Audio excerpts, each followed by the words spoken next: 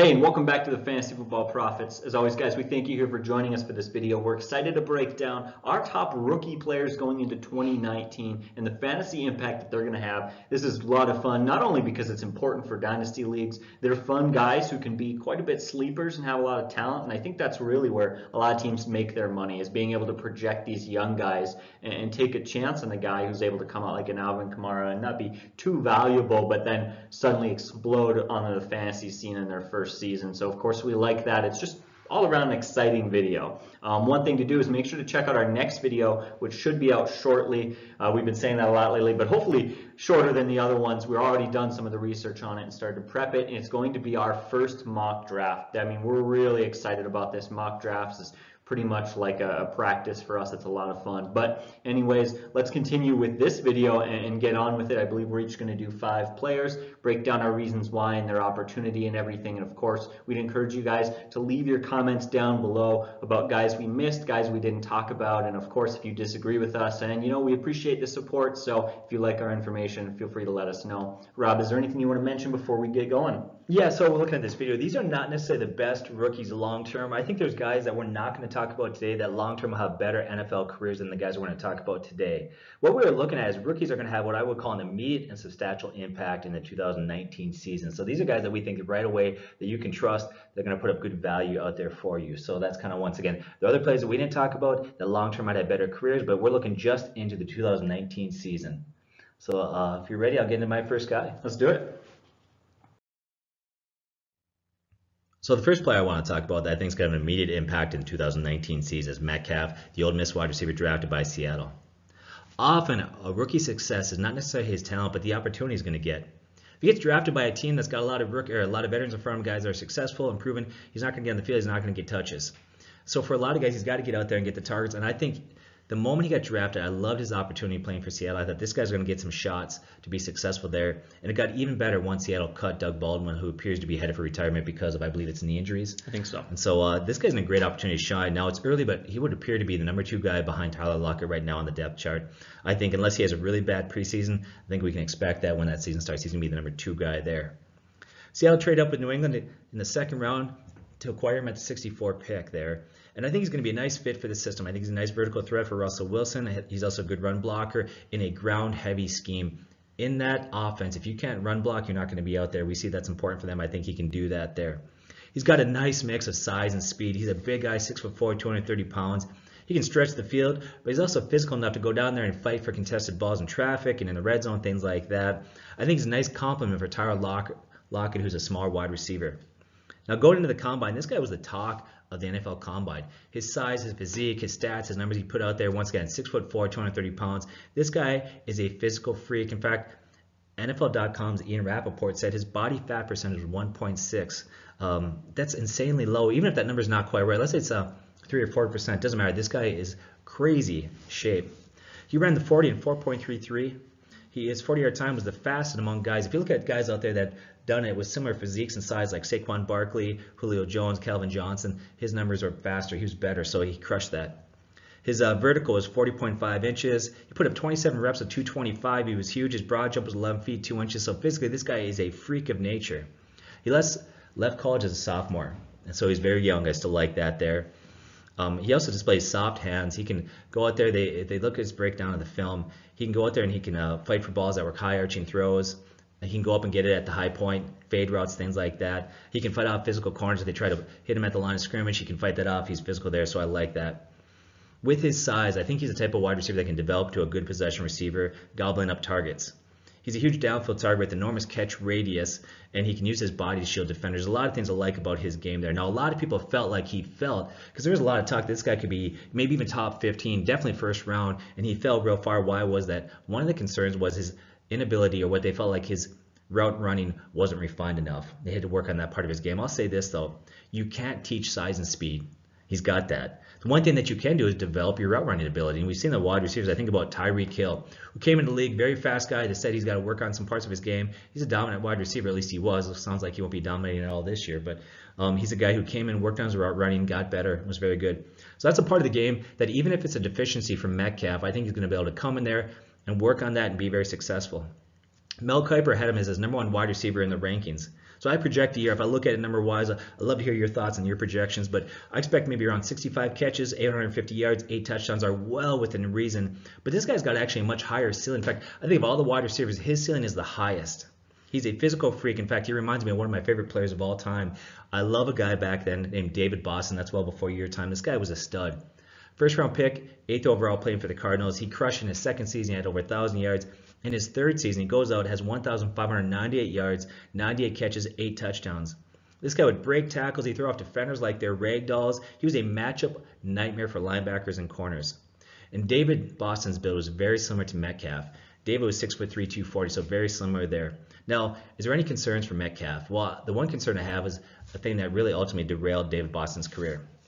So David Boston was a workout freak. He was obsessed with it. That's why he was a stud. It's why he played and was successful and did what he did well. But eventually it led to his decline. He got so big he lost flexibility, explosiveness. He started having injuries. That slowed his career. If there's one concern I have about Metcalf, it might be that. With that said, though, there's so much to like about this guy. I love his size. I love the situation he's in. I think he's going to excel there. I think he's got Russell Wilson. You actually commented about Russell Wilson coming off his best season ever with 34 touchdown passes. So yeah, people completely forget that. They look last season, they're like, wow, they're switching to really focusing on the running game. In fact, on 20% of downs, they had a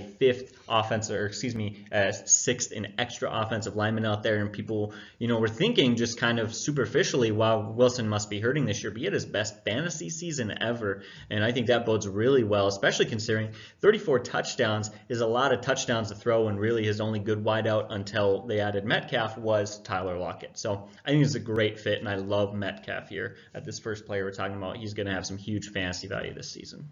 All right, let's get to your guy.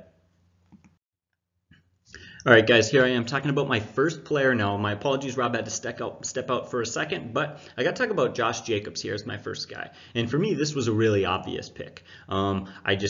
Honestly, I think a lot of people believe this. I think a lot of people know this and are feeling this way, that Josh Jacobs is really the #1 rookie running back coming in the NFL. Not only was he ranked that way according to pre-draft rankings, but he was also drafted that way. He was the first running back off the board, and I think that says a lot about his talent, and that already propels a lot, right? At a running back position, where young talent can sometimes be hard to find. In fact, finding any talent can be hard to find. And so that right there gives him a lot of value, being that first guy off the board in a position that is so necessary to find talent and so difficult to find talent. Of course, we like that he came out of Alabama. Alabama is a great, mature system, and a lot of running backs have come out of there. But let's move on to some other things. Of course, we know the opportunity is huge. Last year, the Raiders had one of the bottom half of the league's in the running game. They just weren't that good. They struggled. They had issues. Marshawn Lynch was not playing well, and he retired. And then they just, boom, they had this offseason, and they needed to fill it.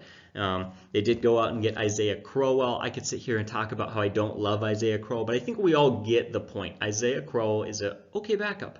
He's not the worst running back in the NFL, but he is not the starting running back that is going to carry your offense when your quarterback needs a break. He's not a 3-down guy. He's not a guy that has explosive yards per carry and makes huge plays, right? He's got a lot of deficiencies, and I think this is where Josh Jacobs steps in. First off, at 21 years old, you like to see a guy who's a little bit older at the running back position. You want to make sure they're physically mature, so it's nice to see he's not 20, because some of these guys we talked about are 20, and so that is nice. He is 5'10", 220 pounds. We have talked about it in the past, but in case you haven't heard or you forgot, that is around the ideal weight and height for a running back.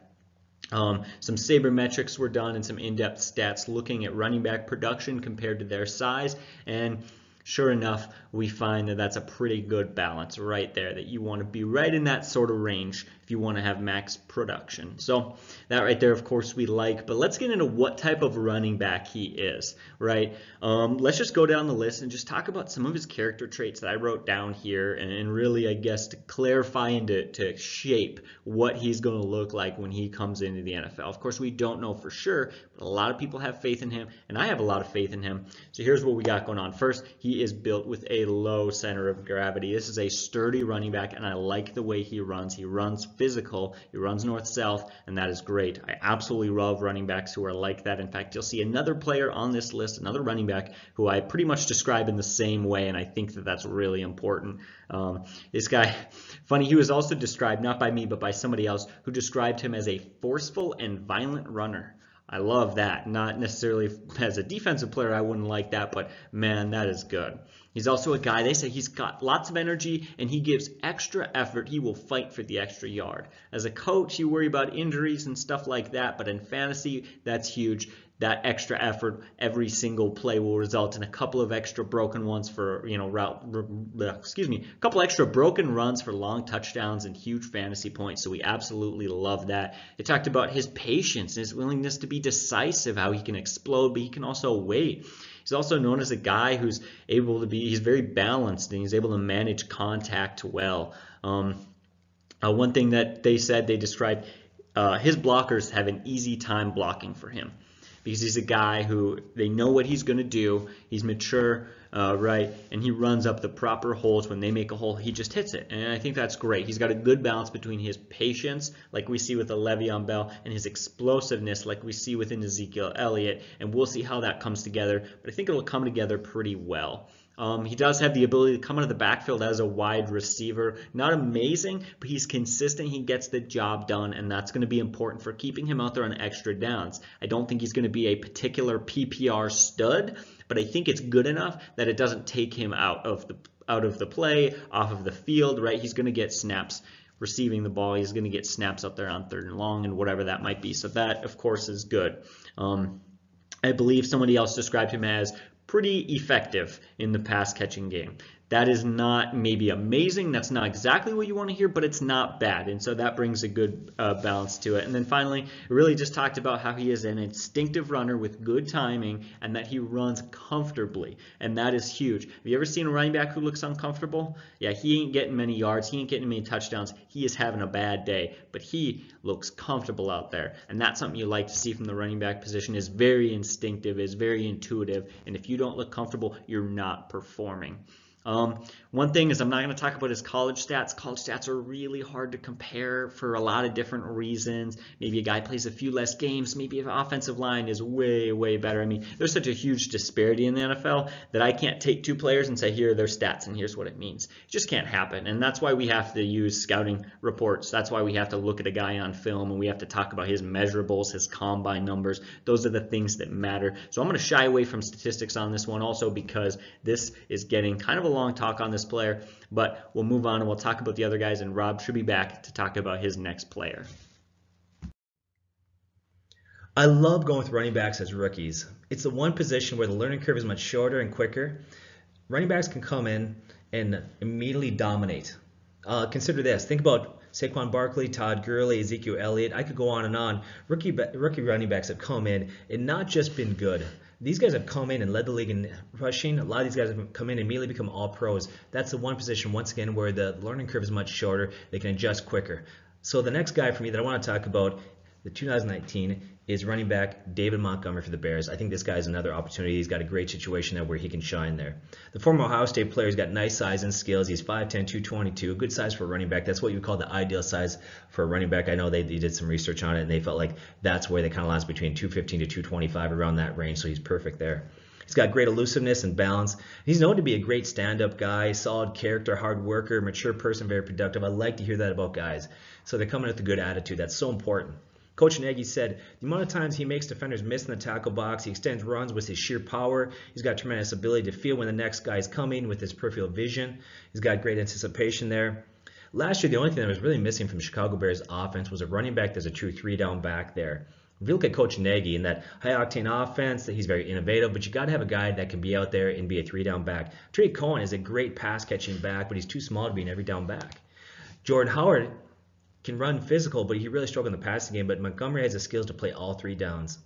Former Cyclone, he breaks tackles with the best of them. He has one of the league's best better offensive lines in front of him.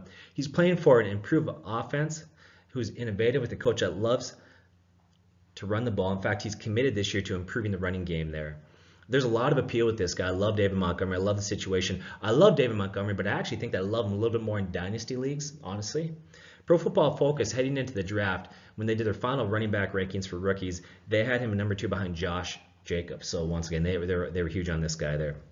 if I have any concerns about him going into this year, it'd be Mike Davis, honestly. That Mike Davis was brought in. Mike Davis proved that he could be a solid guy there for Seattle, and he was brought in to have some carries there and do some things. So it might take some time for Montgomery to overtake Davis and get the majority of the carries. Now, I'll say that a majority of the carries, I think that right away this guy's going to get the ball and have a lot of carries. It might take a few weeks before he becomes the #1 guy, but I love David Montgomery. I think he's in a great situation.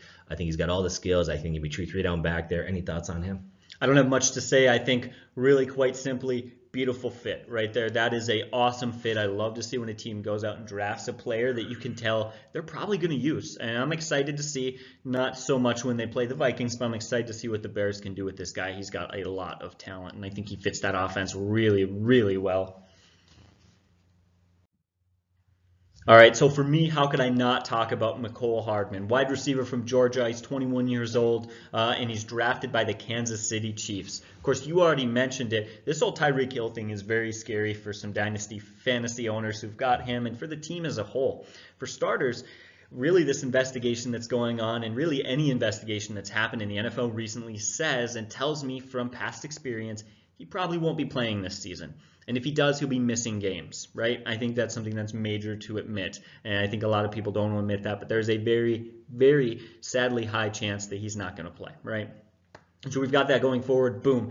I think there's a serious role for this guy if that happens. If not, there's definitely still a role for him, because I think that Sammy Watkins wasn't necessarily the best #2 wide receiver, and maybe that's why they drafted him either way, but they did draft him fairly high, and he's got a good build. He's 5'10", 187 pounds. He's a real speedster. Actually, at the Combine, he ran a 4.33 40-yard dash. That was third best in the Combine. That's an elite number. He also had a 36.5-inch vertical. That was one of the best in the Combine. He had some fantastic, fantastic numbers. And I love his physicality and his speed and the ability to do that, of course, at wide receiver. That is extremely, extremely important.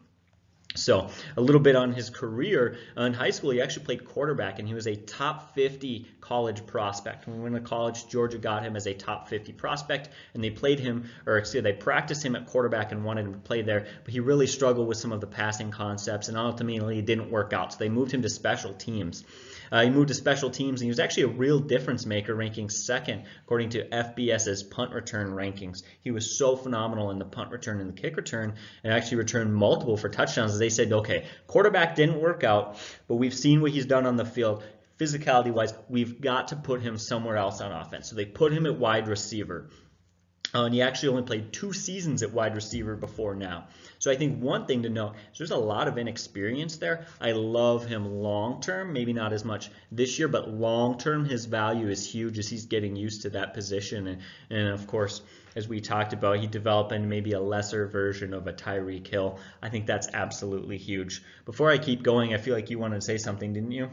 No, not really. I like this guy. I didn't like it that much, but now it looks like Tyreek Hill's probably going to be done for the year. At this point, who knows? We'll see how that plays itself out. And so he's in a great opportunity. The other thing I like about his situation there is with, Travis Kelce and some other players there, this guy's not going to see a lot of attention. So I think he's going to get some good matchups there with safeties and corners. That's going to help quite a bit. And you got to love the quarterback, Mahomes can get that ball downfield deep with his arm strength, and this is going to play right into his speed and his kind of the strength of his game. So. Absolutely. Not only does Pat Mahomes played right into the strength of his game with that strong arm. He threw 50 touchdowns last year for 5,000 yards. He was phenomenal. There is enough targets to go around. Even if Tyreek Hill plays the whole season, Sammy Watkins, as I mentioned, was not a good #2 wideout. He only had 500 yards and 3 touchdowns last year. There is a need for another guy in that offense if Pat Mahomes is going to be able to repeat what he did last year.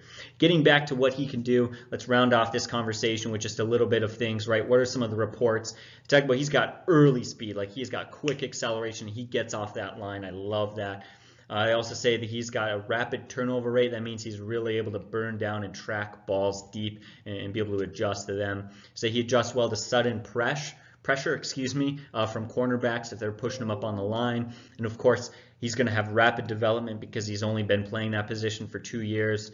They also said that he's also got quickness. He's not just fast. He's quick and he's speedy on all 3 levels of the field. He's got a good ability to jump, and he's actually able to wiggle a bit. He's able to juke and elude tackles a little bit. And of course, I read some of you out there said, I'm excited to see. They said that they're excited to see what this guy can do after the catch because of how physically talented he is and how fast he is. I think this is a perfect fit, and it'll be even more perfect fit when we find out how many games Tyreek Hill is going to miss this season. Right. So my third player is New England Patriots wide receiver N'Keal Harry, wide receiver from Arizona State. For the first time in the Bill Belichick era, the Patriots drafted a wide receiver in the first round. They took him a 32nd pick overall. And so this guy has got a lot of talent. I think it speaks volumes of where he was taken in the draft. When the Patriots, once again, they've never taken a wide receiver in the first round. They did here. But when they drafted him, there's still a lot of talent left on the board. A lot of good quality wide receivers out there. In fact, Mel Kiper's number one wide receiver. Metcalf is out there. A lot of guys were out there. He goes first round, 32nd overall, the second wide receiver off the board. That speaks to the confidence that the Patriots have in this guy. I love it for that reason. I think he should be considered the starter at this point for a New England team that desperately needs a wide receiver. They lost Rob Gronkowski, retirement. Josh Gordon is currently suspended. Chris Hogan went to Carolina. Cordell Patterson went to Chicago. He's going to be competing with Philip Dorsett for the starting job there. Great size, 6'4", 215 pounds. Some places have him weighing a little bit more there. I like the fact at 6'4", this guy can build out his frame and still not lose speed. I like that about him. He can get more physical if he needs to in the NFL, hit the weight room, things like that, and still be okay. His size and build are very similar to A.J. Green if you look at it. Very similar to how they line up. Their body types are very similar. His size makes him a matchup nightmare in the red zone. And I think he's going to provide a nice medium deep threat for Tom Brady playing off these smaller, quicker Julian Edelman in the slot there. So I think that's going to go well. He had nice stats after he left college as a junior, having back-to-back 1,000-yard seasons. I love this guy's floor. I really do. I think he's got a nice, safe floor there. He's going to be a very good player. I do think he has a lower ceiling than, let's say, Metcalf, our previously talked about. And here's why I think that maybe he's got a nice, safe floor but a lower ceiling. The Patriots like to use the running backs in the passing game. They like to spread things out, meaning even though he's a very good wide receiver, I think he's going to have a very good career there. He's not going to get monster targets because nobody besides Edelman's really going to gobble it up in that offense, knowing the way that they run it there. But this guy I would call a very good and safe pick. All right, I like that pick. I think that's solid, and I absolutely agree with what you said there. We have to just consider him a starter right now with the positional needs that they have and how talented he is. And of course, Patriots, they have a system and they follow it and it works, right? And part of that system was don't take wideouts too early. And so when they took this guy in the first round, that's I think a really solid message to us that this guy has a lot of talent, even if you maybe haven't seen it, right? All right, so here we are going to talk about running back Alexander Mattison, and I love this guy. 20-year-old running back coming out of Boise State is a great fit for the Minnesota offense. Of course, the Vikings fan, I love the addition. He's 5'11", 221 pounds. As you talked about, I believe you mentioned earlier, that is really, and some research has shown from a sort of in-depth sabermetrics, people have found that really seems to be around the ideal build, in the ideal range for a running back. Of course, we love that. This is a guy who's very quick on his feet. He's not the fastest running back, but he's very quick and very agile. He ran a 4.67 40-yard dash. That's not an amazing number, but it's not a bad number. It's just a fairly good number. Where he really shined was in things like the three-cone drill and the shuttle, right? So for the three-cone drill, he ran a 7.13 three-cone drill, and he ran a 4.29 shuttle. Those are very good and highly above average numbers. It's very impressive. So I absolutely love that about him. But really, combine numbers was not what's most impressive. As we've talked about, we don't have a lot of time to watch college film on these guys, and so a lot of what we have to do is take what scouting reports are saying or watch a little bit of film and see what we can find. And so looking at what I went out and found and some quotes from other people, it's really been all good news. Talking about this guy who gets upfield after the catch, and that's really bodes well for a running back who's reported as being outstanding receiving out of the backfield. Guy who they say adjusts very well, is elite when it comes to adjusting to the ball and making the proper movements that he needs to make a catch with good form. I love that about him and what he's going to be able to bring to that Vikings offense. He's also a guy who's known for being a determined runner who finishes strong in games, who gets better in the third and the fourth quarter. This is a guy who's really has no health concerns. He was averaging over 30 carries per game in college and didn't have any injury issues. Talk about his above average balance and his physicality, his decisive running style. I talk about his athleticism, how many times he leaped over players in college. Of course, that's not too practical, but I absolutely love that.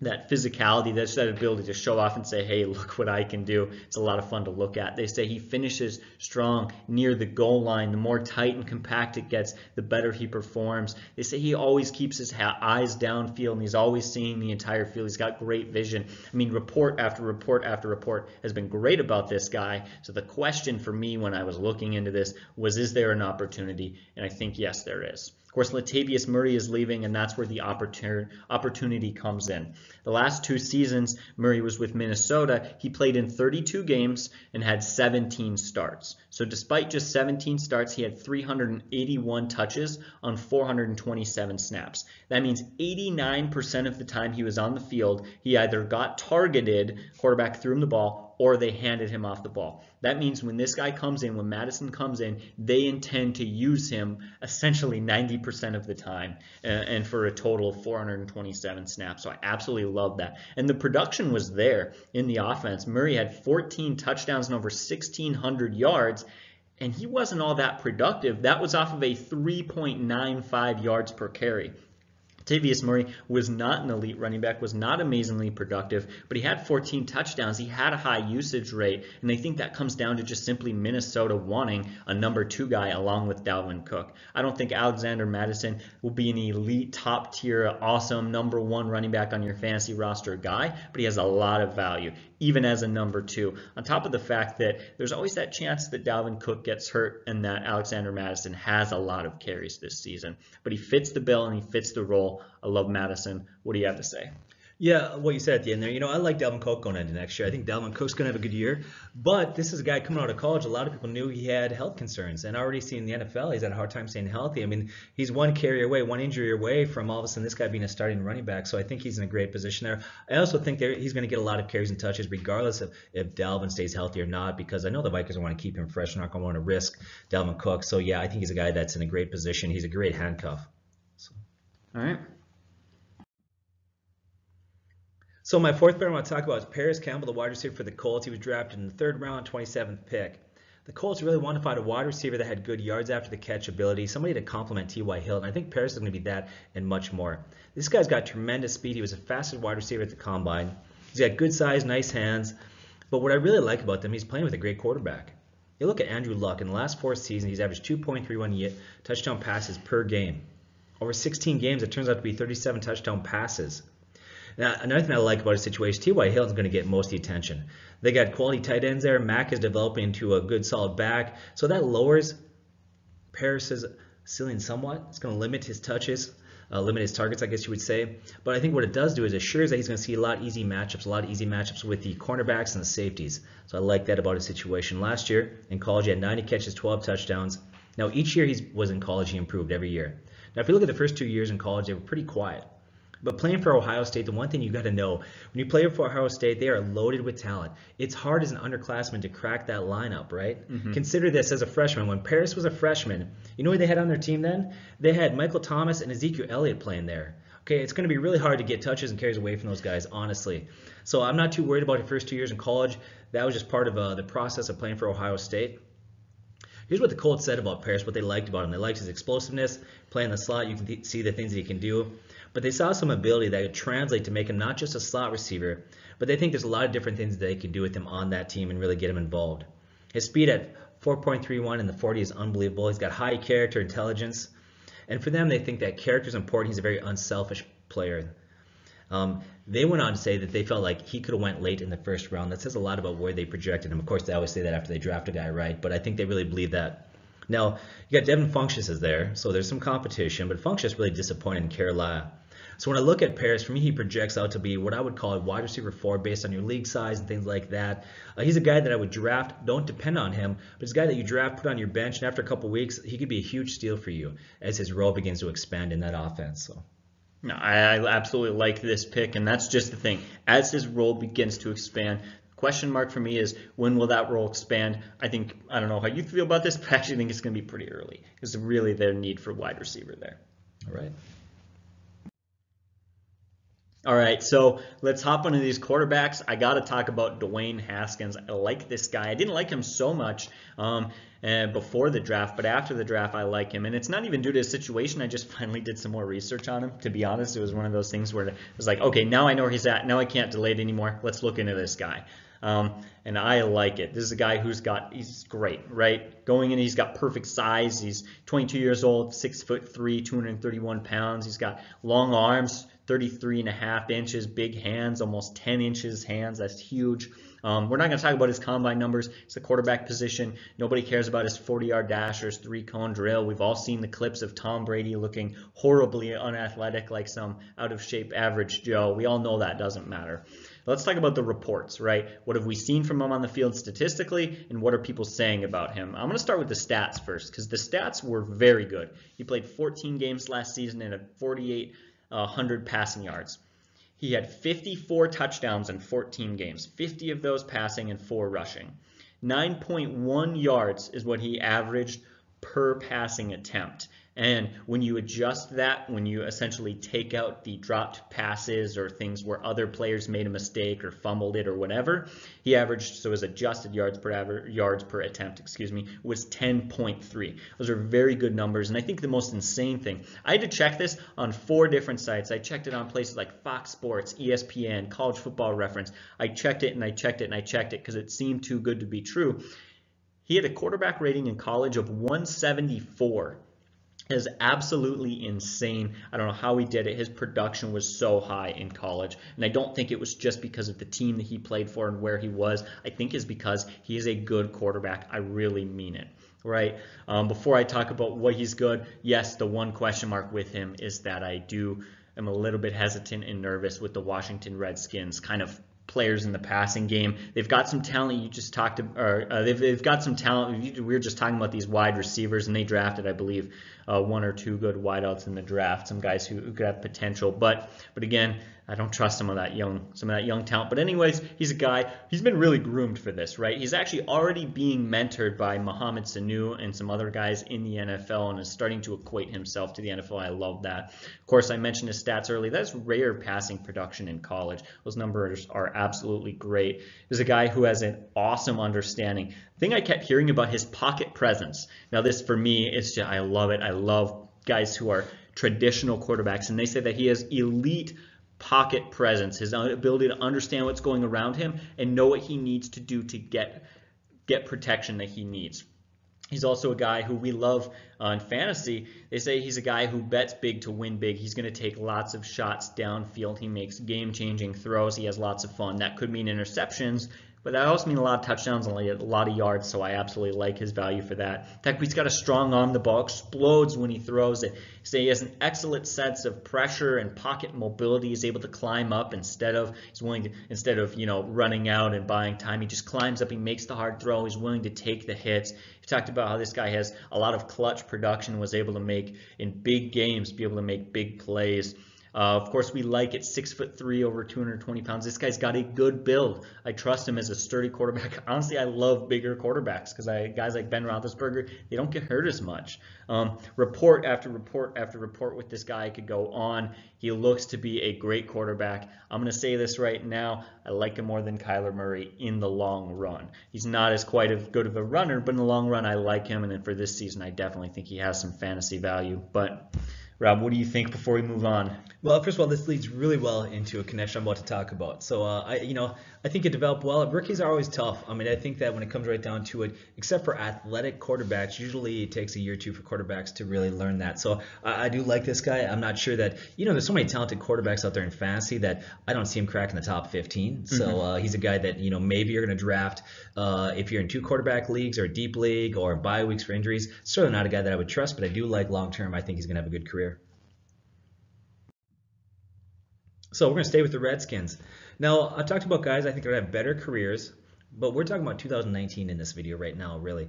And this guy for me is safe, and who's going to immediately be the starter in my estimation, although long-term he may not be a great player, and that's wide receiver Terry McLaurin from Ohio State, who's drafted by the Redskins there. When I look at him here, I think he's a guy that I would call a lower ceiling but a very safe floor. He's not exciting, but I love where he landed.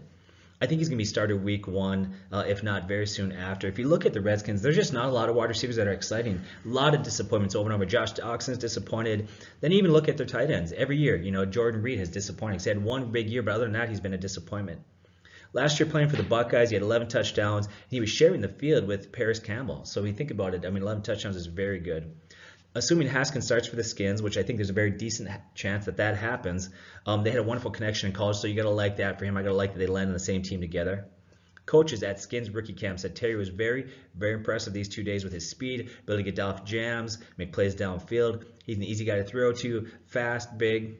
He had a banner week at the Senior Bowl. They went on to say this about him during practices. He stood out with maturity, body control, competitiveness. He's smart, high character in addition. And of course, he's got the trust of Dwayne Haskins already.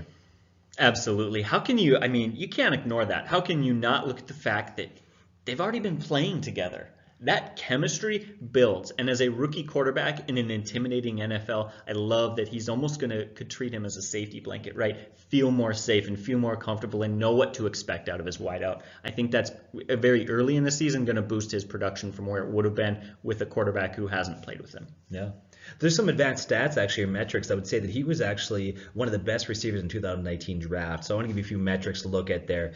Among FBS receivers in this class, he was first with marginal efficiency. Here's what that means, right? For those that don't know, it's an advanced stat by Bill Connolly that talks about measuring how successfully they throw to receivers based on down and distance.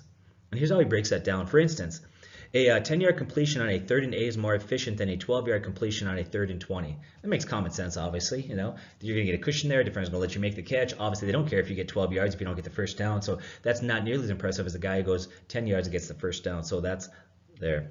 He was 7th in the class in what they call marginal explosiveness. It measures how successful his targets are. And nobody really fared better than him in these 2 compartments there. He excelled. You look at, of course, catching those numbers from Dwayne Haskins, 15th overall. We'll talk about their collaboration in just a second here. But he did well in what they call traditional numbers also. He was 71%. He caught 71% of his targets. That's 9th best in the class. He averaged 14.3 yards per target. That was number 1 in the class. He caught 11 touchdowns, tied for 6th in the class. And the NFL Combine liked him too. He ran a 4.35 40-yard dash. That's very nice time, 5th among wide receivers. He repped 225 18 times. His broad jump was 125 inches.